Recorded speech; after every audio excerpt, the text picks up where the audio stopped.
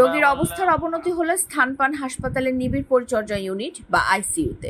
এই সংকটাপন্ন সময়ে স্বজনদের আশ্রয় সৃষ্টিকর্তার প্রার্থনা। চেষ্টা থাকে শেষ সময়ে প্রিয়জন যেন ঈমানের সঙ্গে শান্তিতে দুনিয়া ছাড়েন। তবে আইসিইউ এমন একটি ইউনিট যেখানে নির্ধারিত সময় ছাড়া স্বজনদের প্রবেশের অনুমতি থাকে না। তাই অনেক সময় রোগীর শেষ সময়ে ধর্মীয় বাণী শোনানোর ইচ্ছা থাকলেও সেটি বাস্তবায়ন সম্ভব হতো না। এবার সেই চিত্রে পরিবর্তন আনছে রাজশাহী মেডিকেল কলেজ হাসপাতাল কর্তৃপক্ষ।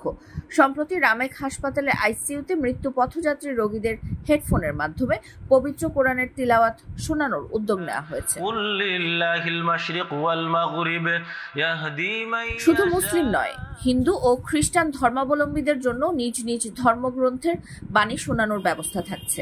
রামেক হাসপাতালের ICU in-charge doctor Abu Mostafa Hena এ বিষয়ে এক ফেসবুক স্ট্যাটাসে জানান, 2011 সালে রাজশাহী মেডিকেল কলেজ হাসপাতালে আইসিইউ চালু হওয়ার পর থেকে স্বজনরা অনুরোধ করে আসছিলেন মৃত্যু পথযাত্রী রোগীদের শেষ সময়ে যেন ধর্মীয় বাণী শোনানো হয়। বিভিন্ন সীমাবদ্ধতার কারণে এতদিন তা সম্ভব হয়নি। আল্লাহর অশেষ কৃপায় এবং এক ব্যক্তি বিশেষের অনুদানে সেই ব্যবস্থা চালু করা সম্ভব হলো।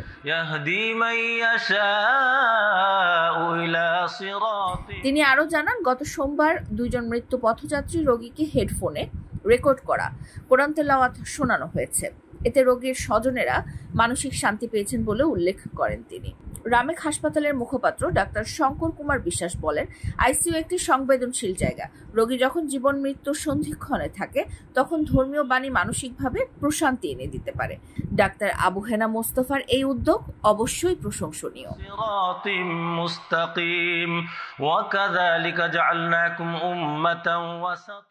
রেমিটেন্স যোদ্ধাদের ঢাকায় বিশেষ ছাড়ে রেডি ফ্ল্যাট দিচ্ছে শতভাগ বিশ্বস্ত ও নির্ভরযোগ্য প্রতিষ্ঠান প্রবাসীর সিটি।